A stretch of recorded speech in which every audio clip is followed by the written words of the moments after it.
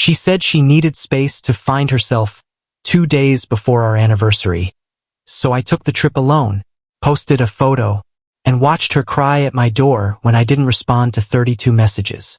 My name is Ethan, 31, living just on the outskirts of Denver, where life usually moves at a comfortable, predictable pace.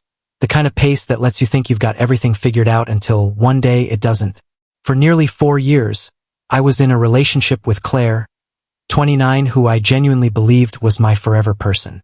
The kind of woman who could make you laugh mid-fight with a silly face, who sent me memes before I even finished my morning coffee, who debated pasta types like it was a matter of global importance. She voted pine, I stood firmly in the rigatoni camp. We dreamed together of dogs we'd adopt, names we'd give future kids, which, honestly, we decided after one too many glasses of wine on a Friday night, and homes we'd fill with plants and morning light. We weren't perfect, but we had something that felt real, that felt worth building on. Or at least that's what I thought. But things started to shift, not in one dramatic collapse, but in a series of subtle, almost unnoticeable ways. Claire, the woman who once left her phone on the couch unlocked without a second thought, suddenly guarded it like it held state secrets. She turned the screen over the moment I walked in, locking it even when she went to the kitchen for water. Her phone lit up late at night with work group chats. But when I glanced over, she'd angle it away like a teenager hiding a diary. I tried not to overthink it, told myself it was just stress from wedding planning, that maybe she was overwhelmed with decisions about colors, venues, and invitations. We'd already locked down the venue. She'd picked out a dress that made her cry happy tears. And we'd even done our engagement photos, smiling like a couple who had weathered every storm together. But just before Valentine's Day, just a couple of days short of our 3rd anniversary, I noticed she was distant. Unless we were around others, Claire was barely present. But then, like a switch had been flipped, she'd snap back into loving fiancé mode whenever friends or family were around. It was like watching a play where I could see the actress step out of character once the curtain dropped.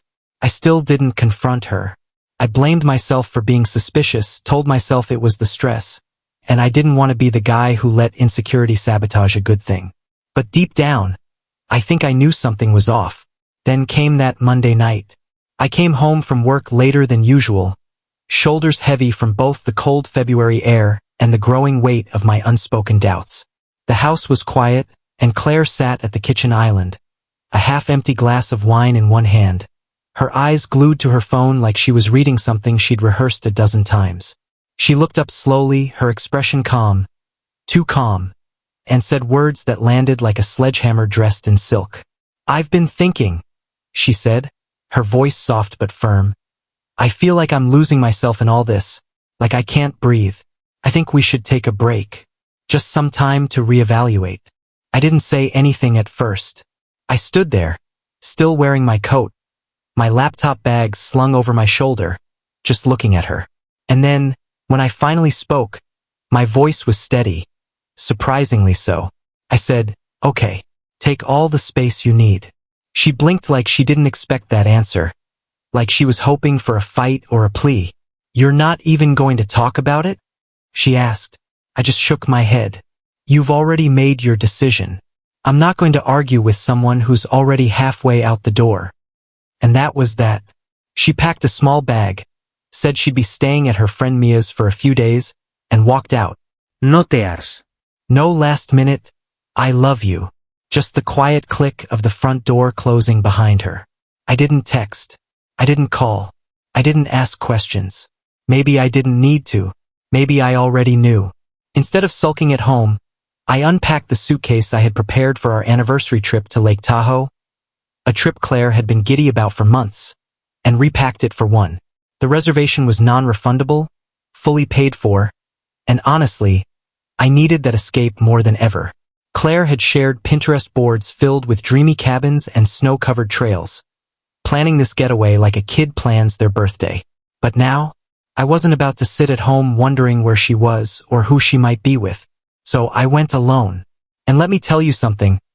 People often talk about clarity, like it's this light bulb moment that hits you in a flash. But for me, it wasn't a flash. It was a slow, gentle unraveling of all the doubts, fears, and denials I had stuffed away. It happened somewhere between the snow-covered pines and the silence of the car, with a playlist full of songs we once danced to in our kitchen. It was quiet, peaceful, healing. 2 days later, on what would have been our anniversary, I checked into the cabin. The view was breathtaking. A mirror-still lake reflecting a sky of muted gray, with snow gently falling like the world itself was whispering. I made myself a cup of coffee, walked onto the balcony, snapped a photo, and posted it online with the caption, "Happy anniversary to Clarity. Best I've felt in years." That was the moment everything changed. By that evening, my phone buzzed. 19 texts, 5 missed calls, all from Claire.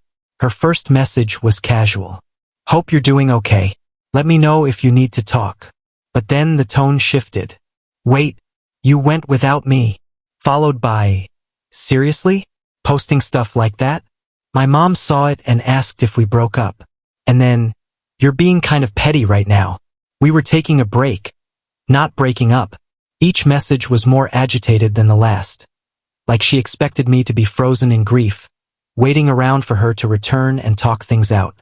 But I wasn't angry. I wasn't hurt. I was clear. That post wasn't meant as revenge. It wasn't a way to win a breakup. It was me choosing to stop pretending. She asked for space, I gave it. And in that space, I found my own peace. I didn't respond. Instead, I sipped my coffee by the fire, reading comments on the post. Friends from work wrote things like, "Dude, this looks like heaven. Solo trip goals." One of Claire's own cousins commented, "Peace looks good on you, cuz." And my buddy Nate texted, "You look more relaxed than I've seen you in years. Proud of you." Claire had always cared immensely about how she was perceived online. Every photo curated, every caption considered. So I know seeing me smile, looking content, got under her skin. Not because I wanted to hurt her, but because I didn't break the way she expected me to. That night, I made myself a simple dinner, read a few chapters of a book by the fire, and didn't check my phone again. When I finally did the next morning, the messages had piled up. "I feel like you're being cold. Don't you think this is too far? I miss you, okay? I didn't expect you to just move on like this." What she didn't understand was that my moving on didn't start in that cabin. It started the moment she said she needed space, just 2 days before a trip she had dreamed about for months. If the roles were reversed, if I had told her 2 days before Valentine's Day that I needed to find myself, and then disappeared, she would have lost her mind. But when I didn't chase her, didn't wait around, didn't crumble, that's what shook her. She thought I'd be her emotional safety net while she explored whatever else was out there. And honestly, there were signs. The late night giggling. The phone she wouldn't let go of. It wasn't just wedding stress. I just didn't want to admit it at the time. By Saturday, the texts had slowed.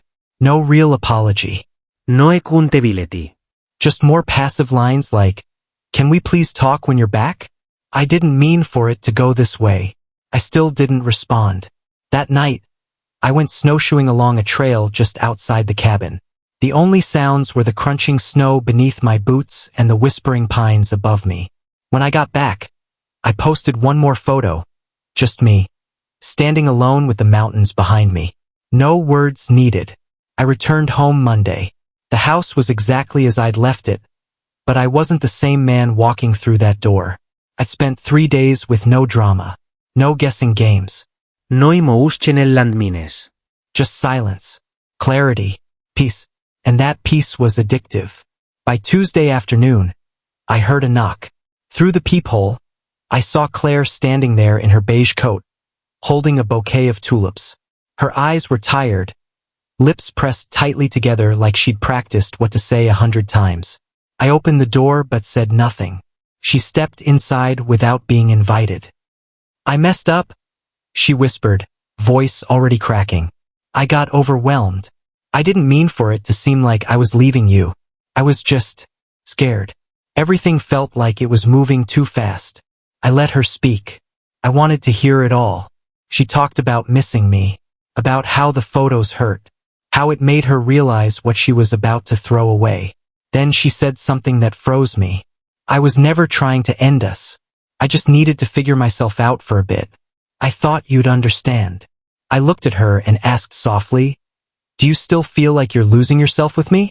She hesitated, looked down. That pause was enough.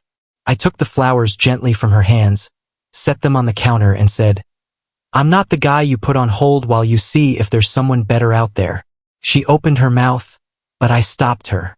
"I didn't go to Tahoe to punish you. I went because I needed peace. I needed to stop being someone you only fully love when there's an audience watching. I stopped begging the moment you asked for space." She cried quietly. No screaming.